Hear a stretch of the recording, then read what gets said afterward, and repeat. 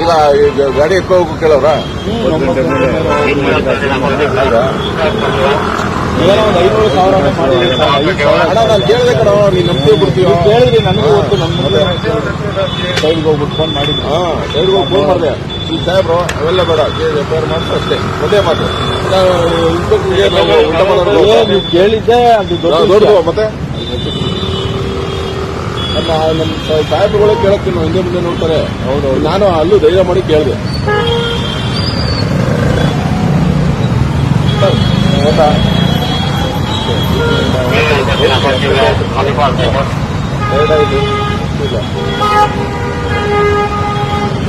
ಹೌದಾ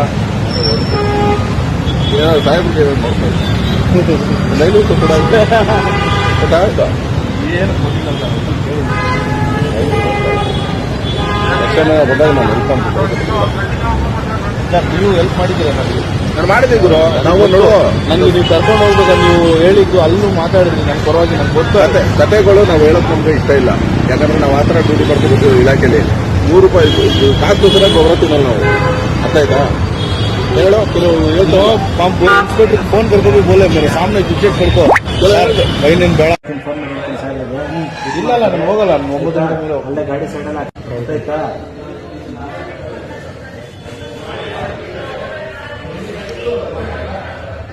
ಸರ್ ಮತ್ತೆ ದಿನಾಂಕ 22ನೇ ತಾರೀಕು ಒಂದು ಪುಲಿಕೇಶಿ ನಗರಕ್ಕೆ ಸಂಬಂಧಪಟ್ಟಾಗೆ ಒಂದು ದೂರು ಕೊಟ್ಟಿರ್ತೀನಿ. BNS 285 ಪ್ರಕಾರ ಅವರು ಕ್ಯಾಶ್ ತಗೊಂಡಿರೋದು ಅದು ಲಂಚ ರೂಪನೇ ಅಂತ ಅಂದ್ಬಿಟ್ಟು ಇದು ಬೆಂಗಳೂರಿನಲ್ಲಿ ಫಸ್ಟ್ ಮೊದಲನೇ ಕೇಸು. ಈ ಕೇಸಲ್ಲಿ ಅಮಾನತು ಮಾಡಲಾಗಿದೆ.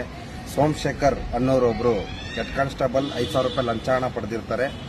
ಆ ಲಂಚ ಹಣ ಪಡೆದಿರೋದು ಸಾಬೀತಾಗಿದೆ. ಮತ್ತೆ DCP ಅವರು ಆದೇಶವನ್ನು ಹೊರಡಿಸಿದ್ದಾರೆ. ಅವ್ನಿಗೆ ಅಮಾನತ್ ಮಾಡಬೇಕು, ಡಿಪಾರ್ಟ್ಮೆಂಟ್ ಎನ್ಕ್ವೈರಿ ಆಗಬೇಕಂದ್ರೆ ಇಲಾಖಾ ತನಿಖೆ ಆಗಬೇಕು. ಅಲ್ಲಿವರೆಗೂ ಅಮಾನತು. ಡಿಪಾರ್ಟ್ಮೆಂಟ್ ತನಿಖೆಯಲ್ಲೂ ಕೂಡ ಅವರು ಸಾಬೀತಾಯ್ತು ಅಂದ್ರೆ ಮತ್ತೆ 6 ತಿಂಗಳು ಸಸ್ಪೆಂಡ್ ಆಗ್ತಾರೆ ಅನ್ನೋದು ಆದೇಶವನ್ನು ಹೊರಡಿಸಿದ್ದಾರೆ. ಇಲ್ಲಿ ಜನರಿಗೆ ಮತ್ತೆ ಈ ಕೊಟ್ಟಿರೋಂಥ ಒಂದು ಕಾನೂನು ಅರಿವು ಅದು ತುಂಬಾ ತೀವ್ರವಾಗಿ ಪರಿಗಣಿಸಿದೆ. ಮತ್ತೆ ನೋಡಿ, ಸುಮಾರು ಜನರಿಗೆ ಅರಿವಿಲ್ಲ, ಇದ್ರ ಕಾನೂನು ಬಗ್ಗೆ ಗೊತ್ತಿಲ್ಲ. BNS ಆಕ್ಟ್ ಪ್ರಕಾರ 285 ಪ್ರಕಾರ ನಾವು ಏನ್ ಹಾಕ್ಬೇಕಂದ್ರೆ ಬರೀ FIR ಹಾಕ್ಬೇಕಷ್ಟೇ, ದಂಡ ವಸೂಲಿ ಮಾಡೋ ಹಾಗಿಲ್ಲ. ಅದು ಮಾಡಿದ್ರೆ ಅವರು ಅದನ್ನ ಲಂಚ ರೂಪನೇ ಲೆಕ್ಕಾಚಾರ ಬರುತ್ತೆ. ಹಾಗಾಗಿ ಆ ಕಂಪ್ಲೇಂಟ್ನ ತಗೊಂಡೋಗಿ ಅಮಾನತ್ ಮಾಡಿರೋದ್ರಿಂದ ಈಗಾಗಲೇ ಸುಮಾರು ಜನಕ್ಕೆ ಅರಿವಾಗುತ್ತೆ ಅಂತ ಅನ್ಕೊಳ್ತೀನಿ. ಯಾರೇ ಆಗಲಿ ದಯವಿಟ್ಟು ಕ್ಯಾಶ್ ರೂಪದಲ್ಲಿ ಡ್ರಿಂಕ್ ಅಂಡ್ ಡ್ರೈವ್ ಸಹ ಯಾರು ಕುಡಿತ ಚಾಲನೆ ಆಗಿರುತ್ತಲ್ಲ DD ಅದು ಕೂಡ ನಾವು ಕೈಗೆ ಕೊಡೋಗಿಲ್ಲ. ಅದು ಕೂಡ ಕೋರ್ಟ್ ಕೇಸೆ. ಮತ್ತೆ ಈ 285 BNS ಏನಿದೆ ಅತಿಕ್ರಮಣವಾಗಿ ಲಾರಿಗಳು ಗೂಡ್ಸ್ ವೆಹಿಕಲ್ಗಳು ಬಂದು ನಿಂತಿದೆ ಅಂತೇಳಿ ಅದು ಕೂಡ ನಾವು ಕೋರ್ಟ್ ಮುಖಾಂತರನೇ ಕಟ್ಟಬೇಕು. ಯಾಕಂದ್ರೆ ಅದನ್ನ ₹1,000 ₹500 ಅಥವಾ ₹5,000 ನಿಗದಿಪಡಿಸೋದು ನ್ಯಾಯಾಧೀಶರ ಕೈಯಲ್ಲಿ ಇರುತ್ತೆ. ಹಾಗಾಗಿ ಪೊಲೀಸರ ಕೈಯಲ್ಲಿ ಇರೋದಿಲ್ಲ. ಹಾಗಾಗಿ ಅವ್ರು ₹5,000 ತಗೊಂಡ್ಬಿಡ್ತಾರೆ. ಅದೆಷ್ಟನ್ನಾಗಲಿ ಅಂತ ಲೋಕ ಅದಾಲತ್ ಬರುತ್ತೆ 2 ತಿಂಗಳಿಗೆ. ಆ ಲೋಕ ಅದಾಲತ್ತಲ್ಲಿ 500,000 ಕೊಟ್ಬಿಟ್ಟು ಓನರ್ ಹೆಸರು ಬರೆದ್ಬಿಟ್ಟು ಇವರೇ ಇನ್ನು ಮಿಕ್ಕಿದ ಹಣನ ಲಂಚ ರೂಪದಲ್ಲಿ ಪಡೆದ್ಬಿಡ್ತಾರೆ. ಇದರಲ್ಲಿ ಗೊತ್ತಿರೋಂಥ ಮಾಹಿತಿ. ಆಮೇಲೆ ಎಲ್ಲ ನಮ್ಮ ಸಂಚಾರಿ ಜಾಯಿಂಟ್ ಕಮಿಷನರ್ ಅವರಿಗೆ DCP ರವರಿಗೆ ಅವರು ಕೈಗೊಂಡಿರುವಂತಹ ಈಗ ಈ